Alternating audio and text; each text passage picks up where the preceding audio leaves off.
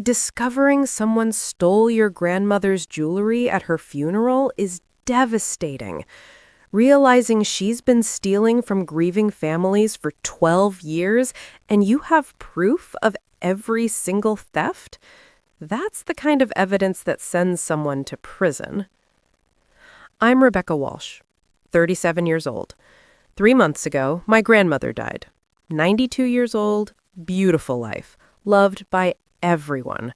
Her funeral was huge, 200 people, 3 generations, friends from 7 decades. The service was at her house, Old Victorian, where she'd lived for 60 years. The family gathered in the sitting room before the ceremony, sharing memories, crying, laughing, grieving together. My grandmother's jewelry box was in her bedroom, on the dresser. Family members went in periodically to see her room, say private goodbyes, normal funeral behavior. My Aunt Linda was there, Mom's younger sister, 54 years old, always present at family events, always helpful, always involved. She was in and out of the bedroom, just checking on things, making sure everything's ready. After the funeral, we went to my grandmother's lawyer for the will reading. Standard procedure, estate distribution. The lawyer said, Margaret wanted her diamond engagement ring to go to Rebecca, her oldest granddaughter. It's a family heirloom, 3 carats, appraised at $18,000. I said, it should be in her jewelry box, on the dresser. We went to check. The jewelry box was there, opened. Most jewelry is present, but the diamond ring? Gone. We searched everywhere, the entire house. Nothing. My mother said, maybe Grandma moved it, kept it somewhere safe. We checked safe deposit boxes, hidden spots, everywhere she might have kept valuables. Nothing. The ring was gone, vanished. Sometime during the funeral, when 200 people were in the house, when the family was grieving, when no one was watching jewelry boxes. I felt sick. Someone had stolen from my grandmother's home during her funeral while we buried her. Then my cousin James pulled me aside. Rebecca, something similar happened at my dad's funeral 2 years ago. His watch disappeared. Rolex, worth $12,000. We never found it. I called other family members, started asking questions. Did anything go missing at family member funeral? A pattern emerged, a chilling pattern. Over 2 weeks, I contacted 30 family members, asked about funerals over the past 12 years. 23 funerals total in our extended family. 19 people reported missing items. Uncle John's funeral, 12 years ago. Missing, vintage Omega watch, $8,000. Linda attended, was helping the family, in and out of the house. Aunt Marie's funeral, 11 years ago. Missing, pearl necklace, $6,500. Linda attended, comforting the grieving, access to Marie's bedroom. Cousin David's funeral, 10 years ago. Missing cufflinks, gold, $3,200. Linda attended, organizing the reception, alone in rooms multiple times. Great Uncle Thomas's funeral, 9 years ago. Missing a silver pocket watch, family heirloom, $9,000. Linda attended, making sure everything ran smoothly. I documented everything. Every funeral, every missing item, every report of Linda being present, having access, being alone in rooms where valuables were kept. 23 funerals, 19 confirmed thefts. Total value, $340,000, over 12 years. And Linda attended every single one, was helpful at every single one, had access to every single one. But I needed proof. Reports weren't enough. I needed evidence linking her to the thefts. I started investigating.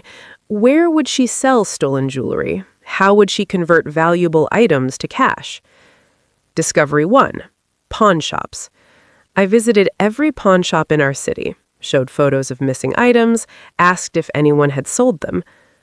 Third shop I visited, Yeah, I remember this watch. Omega. Sold by a woman about 10 years ago. Let me check the records. He pulled up the transaction. Linda Morrison. Sold for $5,000. Here's her ID photocopy we keep on file. Linda's name, her ID, selling my uncle's watch 2 weeks after his funeral. I got copies, documented everything. Discovery 2. Estate jewelry buyers. I contacted high-end jewelry buyers, places that purchase estate jewelry, showed photos of missing items. One buyer recognized 3 items. Pearl necklace, sold 6 years ago. Diamond ring, not your grandmother's, but from another estate. Gold cufflinks, all sold by the same woman, Linda Morrison. We have records. More proof, more documentation. Linda's name on sales receipts for items stolen from family funerals. Discovery 3. Online marketplaces. I searched eBay, Facebook Marketplace, and Craigslist archives using specific descriptions of missing items. Found listings, old accounts, seller name, Linda M. 1969. Birth year, 1969. Linda's birth year. 7 items sold, matching descriptions of missing items from family funerals, posted after funerals, sold for cash. I screenshotted everything, downloaded archived listings, documented seller information. Total evidence, 89 pieces. 23 pawn shop receipts with Linda's name, 19 jewelry buyer records showing Linda selling estate pieces, 84 online listings from Linda M. 1969 matching stolen items. Every piece is timestamped, each connected to a specific funeral, each showing Linda converting stolen items to cash. I called a family meeting, told everyone I'd found evidence about the missing items. 30 family members attended. My parents, aunts, uncles, cousins. Linda was invited, didn't know what the meeting was about, showed up confident, smiling. I presented everything, started with the list.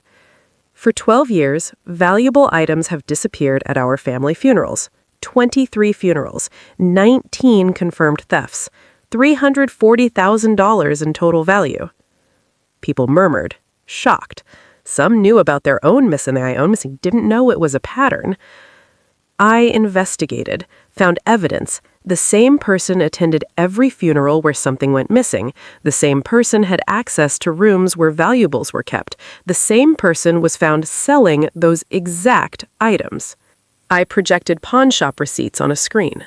Linda's name, Linda's ID, selling Uncle John's watch, Aunt Marie's pearls, Great Uncle Thomas's pocket watch. Linda went pale. Those were items I was asked to sell for the families.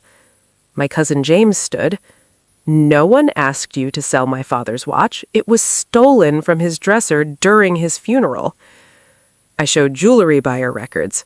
Linda selling estate pieces weeks after funerals. 3 pieces, all reported stolen. I showed online listings. Linda M. 1969, selling items that matched stolen descriptions, posted after funerals, sold for cash. 89 pieces of evidence showing Linda Morrison systematically stole from our family at funerals while we grieved for 12 years. The room erupted, people shouting, crying, accusing. My mother was devastated. Linda, you're my sister. How could you steal from our family at funerals? Linda tried to defend.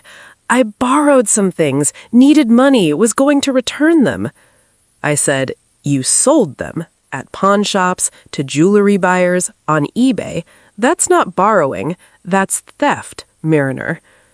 My uncle, whose watch was stolen, said, I want her arrested, prosecuted. She stole from us while we buried our dead. 19 family members agreed. Press charges, all of us. I went to the police with everything. Detective Martinez, Property Crimes Division. Showed him the evidence, all 89 pieces, pawn receipts, sales records, online listings, timeline of funerals and thefts. He reviewed everything. This is extraordinary documentation, clear pattern, systematic theft. We can prosecute this. He filed charges, 23 counts of felony theft, each funeral a separate crime, each stolen item a separate count. Total stolen, $340,000 over 12 years. An arrest warrant was issued. 3 months later, Linda was arrested. At her home, early morning, detectives with a warrant. She called my mother from jail, crying, "How could you let them arrest me? I'm your sister." My mother said, "You stole from our family for 12 years at funerals while we grieved. You did this to yourself." Bail hearing. The prosecutor argued for high bail. Defendant has systematically preyed on grieving families for over a decade. 23 separate incidents, $340,000 in theft, flight risk. Bail set at $100,000.